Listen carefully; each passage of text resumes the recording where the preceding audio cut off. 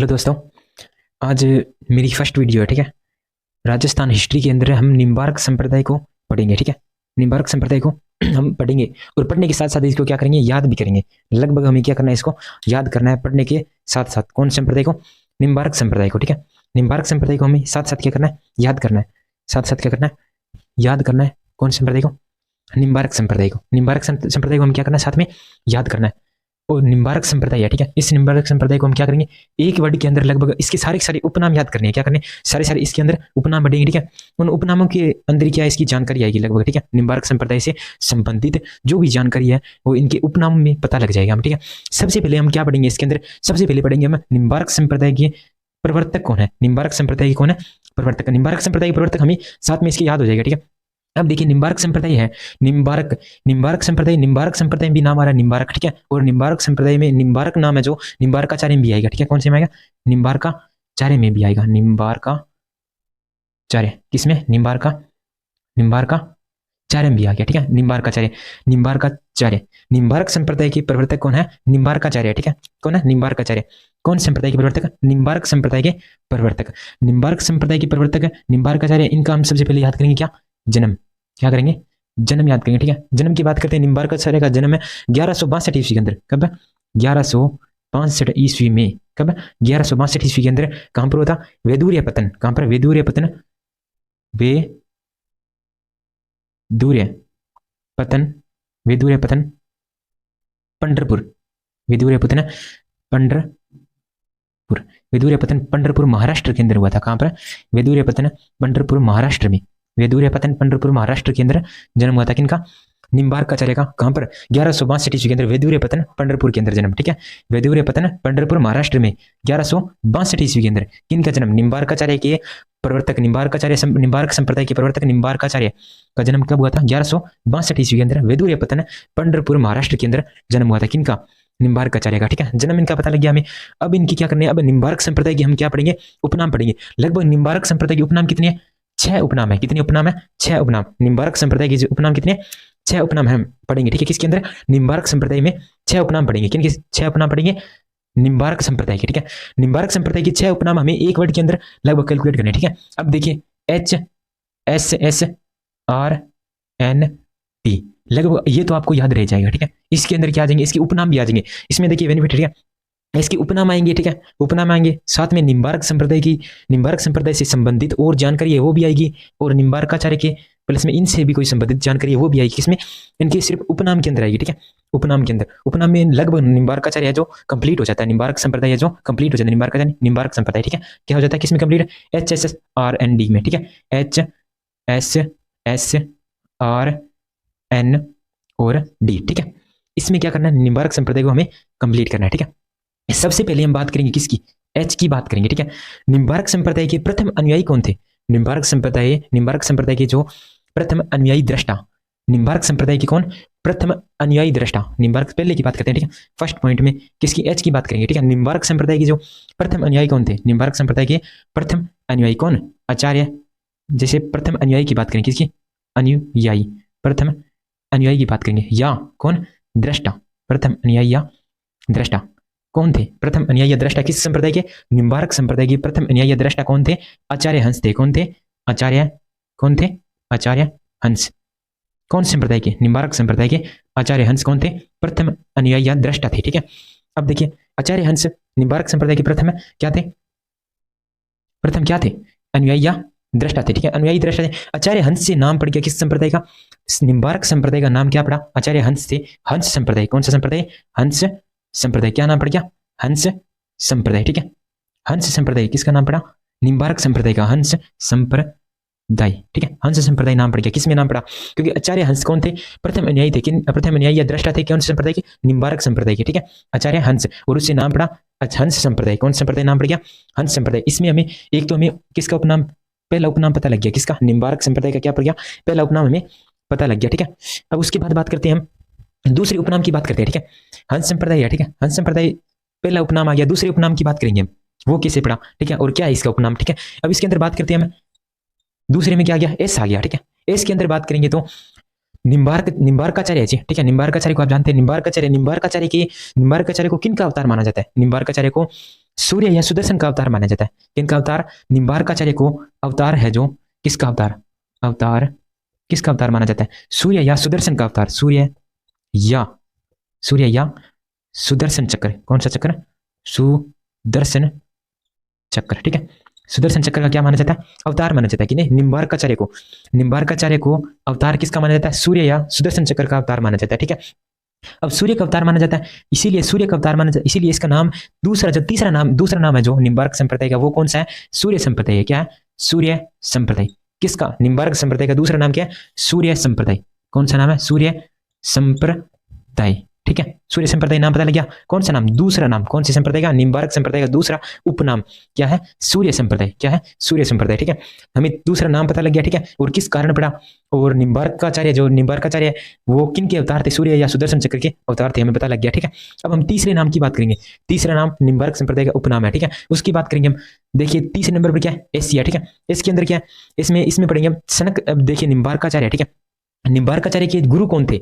निम्बार्काचार्य के गुरु कौन थे? सनकादि संत। गुरु कौन थे निम्बार्काचार्य के? सनकादि संत। ठीक है, अब गुरु की बात करते हैं। निम्बार्काचार्य के गुरु कौन थे? सनकादि संत थे। कौन थे? सनकादि संत। सनकादि संत किनके गुरु थे? निम्बार्काचार्य के गुरु थे। कौन? सनकादि संत। ठीक है, अब सनकादि संत के अंदर क्या? सनक नाम आता है। क्या आता है? सनक नाम आता है किसमें? सनकादि संत के अंदर। ठीक है, अब इससे ही हम इससे नाम क्या? निम्बार्क संप्रदाय क्या पड़ा? सनक संप्रदाय। क्या नाम पड़ा? सनक संप्रदाय। क्या नाम पड़ा? सनक संप्रदाय। सनक संप्रदाय। सनक संप्रदाय। सनकादि संत किनके गुरु थे? निम्बार्काचार्य के गुरु। अब हमें ये भी पता लग गया निम्बार्काचार्य के गुरु कौन थे? सनकादि संत थे। ठीक है, और ये भी पता लग गया जो तीसरा उपनाम है, कौन सा उपनाम? तीसरा उपनाम। ठीक है, किसका? निम्बार्क संप्रदाय का तीसरा उपनाम है सनक संप्रदाय। ठीक है, उसका भी हमें पता लग गया, इसके तीसरा उपनाम का पता लग गया हमें। ठीक है, अब उसके बाद बात करेंगे हम नंबर 4 चौथे उपनाम की बात करेंगे। ठीक है, चौथे उपनाम की बात करेंगे किसके? निम्बार्क संप्रदाय के चौथे उपनाम की बात करेंगे। ठीक है, अब चौथे उपनाम की बात करेंगे। चौथे उपनाम में क्या है? आर की बात हो रही है। किसकी बात हो रही है? आर की बात हो रही है। अब देखिए निम्बार्क संप्रदाय है। ठीक है, निम्बार्क संप्रदाय के अंदर क्या है? जो निम्बार्क संप्रदाय में किसको पूजा जाता है? राधा को पूजा जाता है। राधा को किस लिए पूजा जाता है? राधा को कृष्ण की पत्नी के रूप में पूजा जाता है। राधा को कृष्ण जी के पत्नी के रूप में पूजा जाता है। निम्बार्क संप्रदाय के अंदर राधा को कृष्ण की पत्नी के रूप में पूजा जाता है, यानी राधा और कृष्ण की युगल जोड़ी के रूप में पूजा होती है। किसमें? निम्बार्क संप्रदाय के अंदर।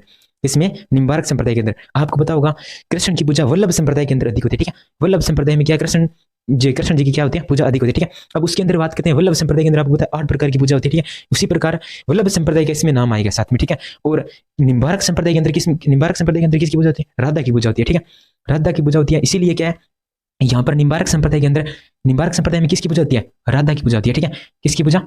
राधा की पूजा होती है। और राधा की बात करें तो राधा को क्या मानते हैं इसके अंदर? राधा को पत्नी मानते हैं। किसके अंदर? निम्बार्क संप्रदाय के अंदर राधा को कृष्ण की पत्नी। राधा को कृष्ण की पत्नी। ठीक है, राधा को कृष्ण की पत्नी मानते हैं। किसके अंदर? पत्नी मानकर क्या कहता है? पूजा जाता है। पत्नी मानकर पूजा जाता है। ठीक है, किसके अंदर? पत्नी मानकर पूजा जाता है। किसके अंदर? कृष्ण की पत्नी मानकर पूजा जाता है। राधा को कृष्ण की पत्नी मानकर, ठीक है, वो पूजा जाता है किसके अंदर? निम्बार्क संप्रदाय के अंदर पूजा जाता है। ठीक है, अब इसीलिए राधा को कृष्ण की पत्नी मानते हैं। ठीक है, राधा और कृष्ण की बात हो रही है यहाँ पर। ठीक है, राधा को तो इस निम्बार्क संप्रदाय के अंदर ही पूजते हैं। ठीक है, लेकिन कृष्ण को कौन से संप्रदाय के अंदर? वल्लभ संप्रदाय के अंदर पूजते हैं। ठीक है, तो इसका जो चौथा उपनाम होगा वो क्या होगा? राधा वल्लभ संप्रदाय होगा। कौन सा? राधा वल्लभ संप्रदाय। जो चौथा नाम क्या होगा? राधा वल्लभ संप्रदाय। चौथा नाम क्या होगा? राधा वल्लभ संप्रदाय। ठीक है, ये कौन सा नाम हो गया? चौथा नाम हो गया। ठीक है, चौथा नाम कौन सा क्या? राधा कृष्ण। राधा को कृष्ण की पत्नी मानकर इसमें पूजा जाता है। ठीक है, ये राधा और कृष्ण की युगल जोड़ी के रूप में इसमें पूजा होती है निम्बार्क संप्रदाय में। ठीक है, इसीलिए इसका नाम क्या पड़ गया? कौन सा नाम पड़ गया? इसका नाम पड़ गया राधा वल्लभ संप्रदाय नाम पड़ गया। ठीक है, चौथा नाम क्या हो गया? राधा वल्लभ संप्रदाय, इसका नाम हो गया चौथा नाम। ठीक है, अब हम बात करेंगे पांचवें नाम की। बात इसमें कौन से नाम की? पांचवें नाम की करेंगे। ठीक है, पांचवा उपनाम। ठीक है, इसका निम्बार्क संप्रदाय का पांचवा उपनाम। ठीक है, आर का पता लग गया हमें। उसके बाद हम बात करेंगे एन की। ठीक है, इनमें कौन से? निम्बार्क संप्रदाय के अंदर एन में कौन सा? अब हम बात करेंगे निम्बार्काचार्य। निम्बार्काचार्य के गुरु कौन थे? सनकादि संत थे। गुरु कौन थे निम्बार्काचार्य के? कौन थे गुरु? सनकादि संत थे। ठीक है, कहां पर गए? ये रे सनकादि संत। ठीक है, सनकादि संत किनके? निम्बार्काचार्य के गुरु। अब सनकादि संत है, सनकादि संत के भी गुरु थे। सनकादि संत के गुरु कौन थे? नारद मुनि थे। सनकादि संत के गुरु। ठीक है, सनकादि संत के गुरु कौन थे? इनके गुरु है, याद रखना। ठीक है, इनके गुरु। ठीक है, इनके गुरु है। ठीक है, सनकादि संत के क्या? सनकादि संत के गुरु। सनकादि संत के गुरु कौन थे? नारद मुनि थे। कौन थे? नारद मुनि। अब हमें पता लग रहा है इसमें जैसे निम्बार्काचार्य के गुरु यानी निम्बार्काचार्य गुरु कौन थे? सनकादि संत। और सनकादि संत के गुरु कौन थे? नारद मुनि थे। कौन थे? नारद मुनि, नारद मुनि। किन के गुरु थे? सनकादि संत के गुरु थे नारद मुनि। इसीलिए इसमें पांचवा नंबर है, जो पांचवा नाम है, उपनाम जो निम्बार्क संप्रदाय का है, पांचवा उपनाम क्या है इसके अंदर? इसके अंदर पांचवा है नारद संप्रदाय। क्या है? नारद संप्रदाय। पांचवा उपनाम क्या है? नारद संप्रदाय। ठीक है, पांचवा उपनाम क्या है? नारद संप्रदाय। ठीक है, पता लग गया आपको नारद संप्रदाय। पांचवा नाम क्या आ गया? नारद संप्रदाय। लगभग हमने कितने नाम बताए थे? पूरे 6 नाम बताए थे। ठीक है, इसमें एक शब्द आपको और बच रहा होगा, यहाँ पर डी बच रहा है। ठीक है, अब तक डी को भी हम कंप्लीट करेंगे। अब हमें पता लग गया 5 नाम, इसके उपनाम पता लग गया किस कारण पड़े। ठीक है, और उसमें और जो निम्बार्क संप्रदाय से संबंधित जानकारी थी वो भी हमें पता लग गई। ठीक है, क्योंकि निम्बार्काचार्य से जुड़ी हुई बातें आ रही है इसमें। ठीक है, अब छठे नाम की बात करेंगे हम। कौन से छठे उपनाम की बात? कौन से? निम्बार्क संप्रदाय। कौन सा संप्रदाय? निम्बार्क संप्रदाय। उसके छठे नाम की बात करेंगे। छठा कौन सी पर आ रहा है? डी पर आ रहा है। ठीक है, अब पता होगा निम्बार्क संप्रदाय। निम्बार्क संप्रदाय के अंदर उनके प्रवर्तक कौन है? निम्बार्काचार्य। ठीक है, निम्बार्काचार्य की बात करें। निम्बार्काचार्य कहाँ के संत थे? निम्बार्काचार्य कहाँ के संत थे? द्रविड़ प्रदेश के संत थे। कहाँ के? द्रविड़ प्रदेश के संत। कहाँ के? द्रविड़ प्रदेश के संत। कौन? निम्बार्काचार्य। निम्बार्काचार्य कहाँ के संत थे? द्रविड़ प्रदेश के संत थे। कौन थे? द्रविड़ प्रदेश के संत थे। कौन है? निम्बार्काचार्य। ठीक है, और निम्बार्काचार्य द्रविड़ प्रदेश के संत थे, इसीलिए इनका नाम क्या पड़ गया? द्रविड़ाचार्य नाम पड़ा था। क्या पड़ा था? द्रविड़ाचार्य। क्या नाम पड़ा था? द्रविड़ाचार्य। किनका नाम पड़ा था? निम्बार्काचार्य का, द्रविड़ाचार्य। और द्रविड़ाचार्य इनका नाम पड़ गया। ठीक है, द्रविड़ाचार्य। और इनका नाम द्रविड़ाचार्य होने के कारण ही इनका नाम है द्रविड़ाचार्य होने के कारण ही इनका नाम, किनका नाम? निम्बार्काचार्य का द्रविड़ाचार्य नाम होने के कारण इनका दूसरा जो छठा लास्ट बात करते हैं हमें, लास्ट संप्रदाय का, जैसे निम्बार्क संप्रदाय का लास्ट उपनाम है वो क्या है? किसका? सबसे पहले बात करेंगे किनका? द्रविड़ा नाम, द्रविड़ाचार्य। निम्बार्काचार्य का नाम क्या हुआ? द्रविड़ाचार्य हुआ था। ठीक है, द्रविड़ाचार्य हुआ था। अब द्रविड़ाचार्य की हम बात करते हैं तो द्रविड़ाचार्य इनका किसका नाम? द्रविड़ प्रदेश के संत होने के कारण द्रविड़ाचार्य नाम पड़ गया। ठीक है, उस द्रविड़ाचार्य से निम्बार्क संप्रदाय का जो छठा नाम क्या पड़ा? द्रविड़ संप्रदाय पड़ गया। क्या नाम पड़ गया? द्रविड़ संप्रदाय। क्या नाम पड़ा? द्रविड़ संप्रदाय। द्रविड़ संप्रदाय किसका नाम पड़ा? द्रविड़ संप्रदाय। ठीक है, निम्बार्क संप्रदाय का छठा नाम क्या है? द्रविड़ संप्रदाय। हमने 6 इसके उपनाम पढ़ लिए। ठीक है, और 6 उपनामों का हमने ऐसे ही पढ़ लिया भी 6 उपनाम इसके किस कारण पड़े। ठीक है, 6 के 6 उपनाम है जो किस कारण पड़े। ठीक है, या किस कारण पड़े। ठीक है, लगभग इसने हमने पढ़ लिया। 6 के 6 उपनाम पढ़ लिए निम्बार्क संप्रदाय के। अब हम निम्बार्क संप्रदाय की पढ़ेंगे प्रधान पीठ के बारे में। किसके बारे में पढ़ेंगे? निम्बार्क संप्रदाय की प्रधान पीठ के बारे में पढ़ेंगे। ठीक है, निम्बार्क संप्रदाय है उसकी प्रधान पीठ। ठीक है, प्रधान पीठ है उसके बारे में भी हम क्या पढ़ेंगे? चर्चा करेंगे। हमने लगभग इसके उपनाम सारे पता लग गया। ठीक है, सबसे पहले जैसे फर्स्ट उपनाम है। ठीक है, अनुयायी दृष्टा। निम्बार्क संप्रदाय का प्रथम अनुयायी दृष्टा कौन थे? आचार्य हंस, इसीलिए इनका नाम क्या पड़ गया? हंस संप्रदाय। ठीक है, निम्बार्क संप्रदाय का पहला नाम हंस संप्रदाय। ठीक है, उसके बाद बात करते हैं निम्बार्काचार्य किसके अवतार थे? सूर्य के अवतार। किसके अवतार? सूर्य के अवतार या सुदर्शन चक्र के अवतार थे। ठीक है, इसीलिए इनका सूर्य संप्रदाय नाम पड़ा। किसका? निम्बार्क संप्रदाय, सूर्य संप्रदाय नाम पड़ गया। ठीक है, उसके बाद बात करते हैं तो निम्बार्काचार्य गुरु कौन थे? सनकादि संत थे। ठीक है, और इन सनकादि संत के नाम पर पड़ गया निम्बार्काचार्य का नाम पड़ गया सनक संप्रदाय। ठीक है, तीसरा नाम। और उसके बाद बात करते हैं हम राधा को कृष्ण की पत्नी के रूप में पूजा जाता है। ठीक है, या राधा और कृष्ण की युगल जोड़ी को पूजा जाता है इस संप्रदाय के अंदर, इसीलिए इस संप्रदाय का नाम पड़ गया राधा वल्लभ संप्रदाय नाम। ठीक है, राधा वल्लभ संप्रदाय पड़ गया। और उसके बाद बात करते हैं हम सनकादि संत के गुरु कौन थे? नारद मुनि थे। ठीक है, और नारद मुनि से नाम क्या पड़ गया? नारद संप्रदाय। ठीक है, उसके बाद बात करते हैं हम द्रविड़ाचार्य की बात करते हैं। द्रविड़ाचार्य कैसे नाम पड़ा? द्रविड़ाचार्य किनका नाम था? निम्बार्काचार्य का नाम था। निम्बार्काचार्य द्रविड़ प्रदेश के संत थे, इसीलिए इनका नाम द्रविड़ाचार्य पड़ा। और उससे द्रविड़ संप्रदाय छठा नाम पड़ गया निम्बार्क संप्रदाय का। ठीक है, हमने निम्बार्क संप्रदाय की सारी उपनाम पढ़ लिए। ठीक है, और निम्बार्काचार्य का जन्म जरूर याद रखना। ठीक है, 1162 ईस्वी के अंदर वेदूर्य पतन, 1162 ईस्वी के अंदर वेदूर्य पतन पंढरपुर महाराष्ट्र के अंदर जन्म हुआ था। किनका? निम्बार्काचार्य का जन्म हुआ था 1162 ईस्वी। वेदूर्य पतन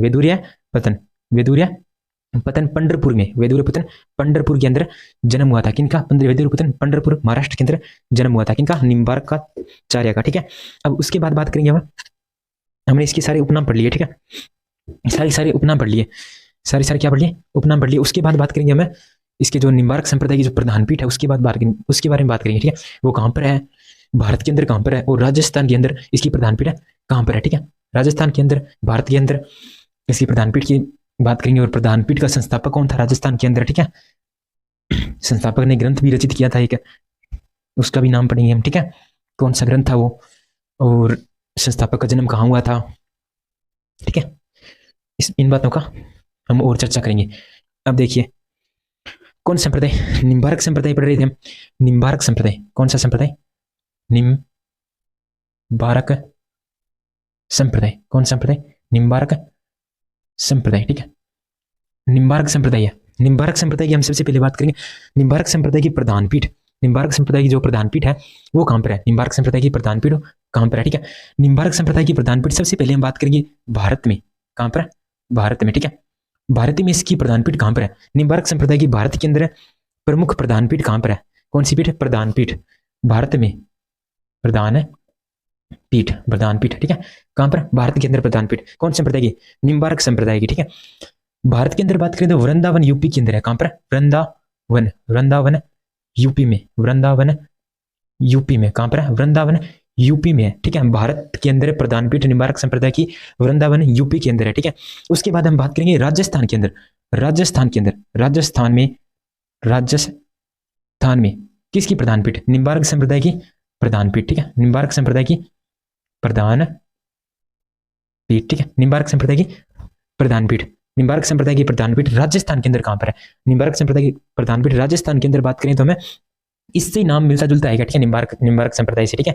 तो निम्बार्काबाद कहां पर है, निम्बार्काबाद, निम्बार्काबाद, निम्बार्काबाद में कहां पर है, निम्बार्काबाद के अंदर है, ठीक है। निम्बार्काबाद या सलेमाबाद, कहां पर है, निम्बार्काबाद या सलेमाबाद, निम्बार्काबाद या सलेमाबाद के अंदर है, ठीक है। निम्बार्काबाद या सलेमाबाद कहां पर है, अजमेर में, कहां पर है, अजमेर में, कहां पर है, अजमेर में, ठीक है।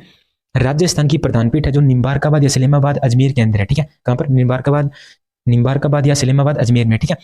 और निम्बार्काबाद सलेमाबाद अजमेर के अंदर राजस्थान में जो निम्बार्क संप्रदाय की प्रधान पीठ का संस्थापक कौन था, राजस्थान के अंदर निम्बार्क संप्रदाय की जो प्रधान पीठ का संस्थापक कौन था, संस्थापक, ठीक है, संस्थापक कौन था, उसके बारे में क्या करेंगे, चर्चा करेंगे, इसके संस्थापक की बात करेंगे, ठीक है।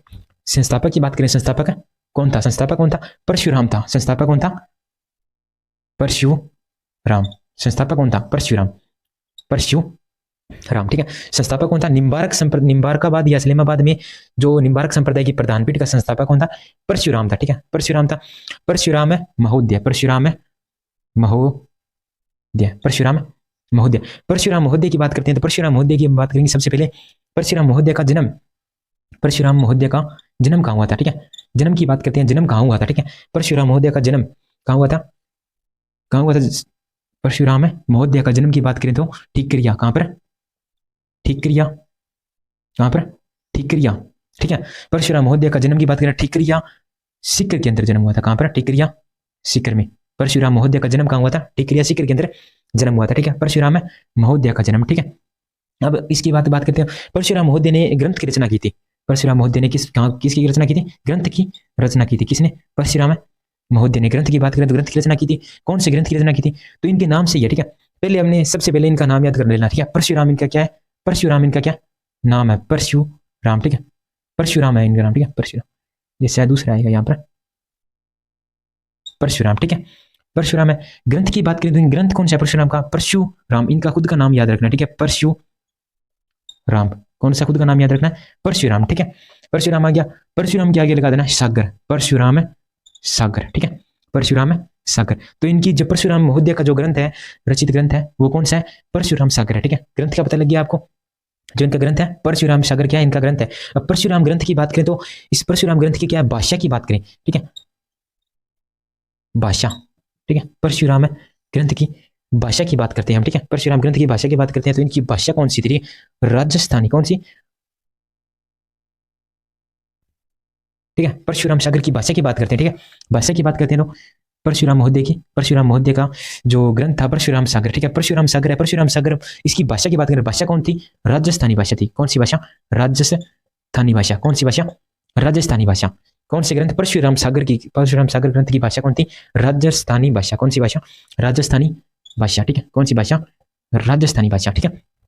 इनके संस्थापक कौन थे, परशुराम महोदय, जन्म कहाँ हुआ था, टिकरिया सीकर के अंदर हुआ था, ठीक है। ग्रंथ की बात करें तो परशुराम सागर ग्रंथ था इनका, और परशुराम सागर ग्रंथ की भाषा थी राजस्थानी भाषा, कौन सी भाषा थी, राजस्थानी भाषा थी, ठीक है, राजस्थानी भाषा हमें पता लग गया। इसके बाद हम बात करेंगे तो निम्बार्क संप्रदाय है, ठीक है, निम्बार्क संप्रदाय जो प्रधान पीठ है, प्रधान पीठ की बात करते हैं, ठीक है। यहाँ पर क्या बढ़ता है, मेले की बात करें, मेला भी बढ़ता है यहाँ पर, ठीक है, कहाँ पर, निम्बार्काबाद या सलेमाबाद, कहाँ पर, निम्बार्काबाद या सलेमाबाद मेला की बात करें। इसमें क्या होती है, राधा की पूजा होती है, ठीक है, आपको बताइए निम्बार्क संप्रदाय है, इसके अंदर कौन सी राधा की पूजा होती है, किसकी पूजा, राधा की पूजा, राधा की पूजा होती है, ठीक है। इसीलिए क्या, राधा अष्टमी, राधा अष्टमी, राधा अष्टमी या भाद्रपद शुक्ल अष्टमी, या राधा अष्टमी भाद्रपद, यानी वैसे ही भाद्रपद, ठीक है, भाद्रपद शुक्ल अष्टमी, ठीक है। भाद्रपद शुक्ल अष्टमी को मेला कब भरता है यहाँ पर, राधा अष्टमी या राधा अष्टमी भाद्रपद शुक्ल अष्टमी को मेला भरता है यहाँ पर। भाद्रपद शुक्ल अष्टमी को क्या भरता है, मेला। कहाँ पर, निम्बारकाबाद या सलेमाबाद में मेला भरता है, ठीक है। निम्बारकाबाद या सलेमाबाद में क्या भरता है, मेला। आपको पता लग गया मेला, ठीक है। उसके बाद बात करते हैं तो जो निम्बारक संप्रदाय है, ठीक है, निम्बारक संप्रदाय की जो प्रधान पीठ है निम्बारकाबाद या सलेमाबाद में है, ठीक है। ये निम्बारकाबाद सलेमाबाद के अंदर इसके प्रवेश द्वार का भी एक नाम है, क्या है इसके प्रवेश द्वार का, प्रवेश प्रवेश द्वार, प्रवेश द्वार है उसका भी क्या एक नाम है, क्या है, गोपाल द्वार। उसका नाम क्या है, गोपाल द्वार। क्या उसका नाम, गोपाल द्वार। सलेमाबाद या निम्बारकाबाद, इस्लामाबाद या निम्बारकाबाद अजमेर के अंदर उस नगर का जो गोपाल द्वार है, ठीक है, उसका जो द्वार है, प्रवेश द्वार, उसको क्या बोलते हैं, गोपाल द्वार बोलते हैं, ठीक है। लगभग हमने निम्बार्क संप्रदाय की जो सभी जानकारी है, ठीक है, उनको क्या पढ़ लिया है, ठीक है, सारी सारी जानकारी पढ़ ली है हमने। इसकी प्रधान पीठ कहाँ है, तो जो भारत के अंदर प्रधान पीठ वृंदावन यूपी के अंदर है, ठीक है। राजस्थान के अंदर बात करें तो निम्बारकाबाद या सलेमाबाद के अंदर है, ठीक है। उसका संस्थापक परशुराम महोदय, जन्म की बात करें टिकरिया सिकर के अंदर इसका जन्म हुआ था। आप ग्रंथ की बात करें परशुराम सागर है इसका, ठीक है। और उसकी भाषा की बात करें तो राजस्थानी भाषा है, ठीक है। और निम्बारकाबाद इस्लामाबाद के अंदर मेला भरता है, वो राधा अष्टमी या भाद्रपद शुक्ल, राधा अष्टमी भाद्रपद शुक्ल को भरता है, ठीक है। प्रवेश द्वार जो इस नगर का प्रवेश द्वार है उसका बोलते हैं गोपाल द्वार, ठीक है।